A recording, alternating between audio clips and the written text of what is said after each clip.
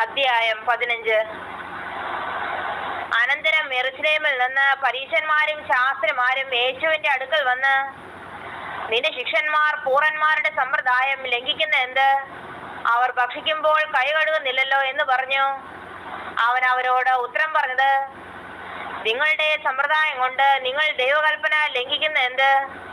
അപ്പനെയും അമ്മയെയും ബഹുമാനിക്കുക എന്നും അപ്പനെയോ അമ്മയോ ദുഷിക്കുന്നവൻ മരിക്കണമെന്നും ദൈവം കൽപ്പിച്ചുവല്ലോ. നിങ്ങൾ ഓരോരുത്തൻ അപ്പനോടെങ്കിലും അമ്മയോടെങ്കിലും നിനക്കെന്നാൽ ഉപകാരമായി വരേണ്ടത് വഴിപാടെന്ന് പറഞ്ഞാൽ അവൻ അപ്പനെ ബഹുമാനിക്കേണ്ട എന്ന് പറയുന്നു. ഇങ്ങനെ നിങ്ങളുടെ സമ്പ്രദായത്താൽ നിങ്ങൾ ദൈവവചനത്തെ ദുർബലമാക്കിയിരിക്കുന്നു. കപടഭക്തിക്കാരെ, നിങ്ങളെക്കുറിച്ച് യെശയ്യാവ്, ഈ ജനം മധുരം കൊണ്ട് എന്നെ ബഹുമാനിക്കുന്നു, എങ്കിലും അവരുടെ ഹൃദയം എന്നെ വിട്ട് അകന്നിരിക്കുന്നു. മാനുഷകൽപ്പനകളായ ഉപദേശങ്ങളെ അവർ പഠിപ്പിക്കുന്നത് കൊണ്ട് എന്നെ വ്യർത്ഥമായി ഭജിക്കുന്നു എന്നിങ്ങനെ പ്രവചിച്ചത് ഒത്തിരിക്കുന്നു. പിന്നെ അവൻ പുരുഷാരത്തെ അരികെ വിളിച്ച് അവരോട് പറഞ്ഞത്, കേട്ട് ഗ്രഹിച്ചു കൊള്ളുവിൻ. മനുഷ്യനെ അശുദ്ധി വരുത്തുന്നത് വായ്ക്കകത്ത് ചെല്ലുന്നതല്ല, വായിൽ നിന്ന് പുറപ്പെടുന്നതത്രേ. അത് മനുഷ്യനെ അശുദ്ധമാക്കുന്നു. അപ്പോൾ ശിഷ്യന്മാർ അടുക്കെ വന്നു. പരീശന്മാർ ഈ വാക്ക് കേട്ട് ഇടറിപ്പോയെന്ന് അറിയുന്നുവോ എന്ന് ചോദിച്ചു. അതിനവൻ, സ്വർഗസ്ഥനായ എന്റെ പിതാവ് നട്ടിട്ടില്ലാത്ത തൈയൊക്കെ മേലോട് പറഞ്ഞു പോകും. അവരെ വിടുവൻ, അവർ കുരുടന്മാരെ വഴികാട്ടുകൾ അത്രേ.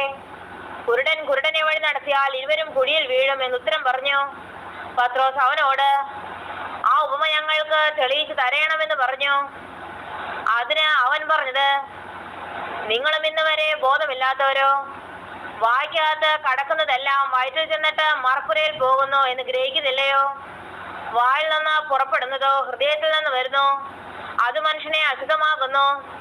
എങ്ങനെയെന്നാൽ ദുശ്ചിന്ത, കൊലപാതകം, വ്യഭിചാരം, പരസംഗം, മോഷണം, കള്ളസാക്ഷ്യം, ദൂഷണം എന്നിവ ഹൃദയത്തിൽ നിന്ന് പുറപ്പെട്ടു വരുന്നു. മനുഷ്യനെ അശുദ്ധമാക്കുന്നത് ഇതത്രേ. കഴുകാത്ത കൈകൊണ്ട് ഭക്ഷിക്കുന്നതോ മനുഷ്യനെ അശുദ്ധമാക്കുന്നില്ല. യേശു ഓടം വിട്ട് സോർ സീദോൻ എന്ന പ്രദേശങ്ങളിലേക്ക് വാങ്ങിപ്പോയി.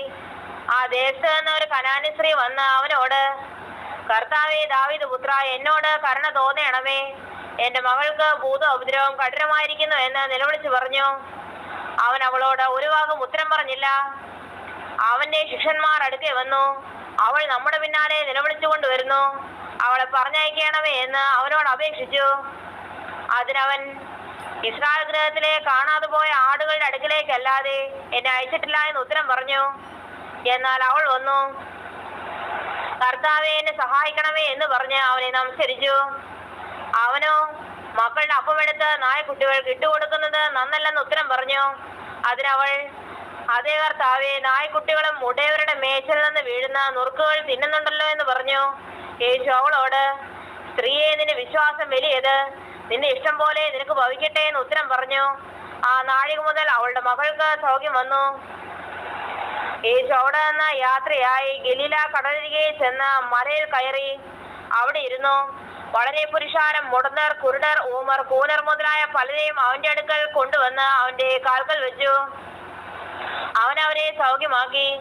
ഊമർ സംസാരിക്കുന്നതും കൂനർ സൗഖ്യമാകുന്നതും മുടന്തർ നടക്കുന്നതും കുരുടർ കാണുന്നതും പുരുഷാരം കണ്ടിട്ട് ആശ്ചര്യപ്പെട്ടു, ഇസ്രായേലിന്റെ ദൈവത്തെ മഹത്വപ്പെടുത്തി. എന്നാൽ യേശു തന്റെ ശിഷ്യന്മാരെ അടുക്ക വിളിച്ചു, ഈ പുരുഷാരം ഇപ്പോൾ 3 നാളായി എന്നോട് കൂടെ പാർക്കുന്നു. അവർക്ക് ഭക്ഷിപ്പാൻ ഒന്നുമില്ലായ കൊണ്ട് അവരെ കുറിച്ച് എനിക്ക് മനസ്സിലവ് തോന്നുന്നു. അവരെ പട്ടിണിയായി വിട്ടയപ്പാൻ മനസ്സുമില്ല. അവർ വഴിയിൽ വെച്ച് തളർന്നു പോയേക്കുമെന്ന് പറഞ്ഞു. ശിഷ്യന്മാർ അവനോട്, ഇത്ര വലിയ പുരുഷാരത്തിന് തൃപ്തി വരുത്തുവാൻ മതിയായ അപ്പം ഈ കാട്ടിൽ നമുക്ക് എവിടെ നിന്ന് എന്ന് പറഞ്ഞു. നിങ്ങളുടെ പക്കൽ എത്ര അപ്പമുണ്ടെന്ന് യേശു ചോദിച്ചു. 7 കുറെ ചെറുമീനുമുണ്ടെന്ന് അവർ പറഞ്ഞു. അവൻ പുരുഷാരത്തോട് നിലത്തിരിപ്പാൻ കൽപ്പിച്ചു. ആ 7 അപ്പവും മീനും എടുത്ത് വാഴ്ത്തി നുറുക്കി ശിഷ്യന്മാരുടെ പക്കലും ശിഷ്യന്മാർ പുരുഷാരത്തിനും കൊടുത്തു. എല്ലാവരും നിന്ന് തൃപ്തരായി. ശേഷകഷ്ണം അവർ 7 വട്ടി നിറച്ചെടുത്തു. തിന്നവരോ സ്ത്രീകളെയും പൈതങ്ങളെയും കൂടാതെ 4000 പുരുഷന്മാരായിരുന്നു. പിന്നെ അവൻ പുരുഷാരത്തെ പറഞ്ഞയച്ചിട്ട് പടകിൽ കയറി മഗ്ദാ ദേശത്തെത്തി.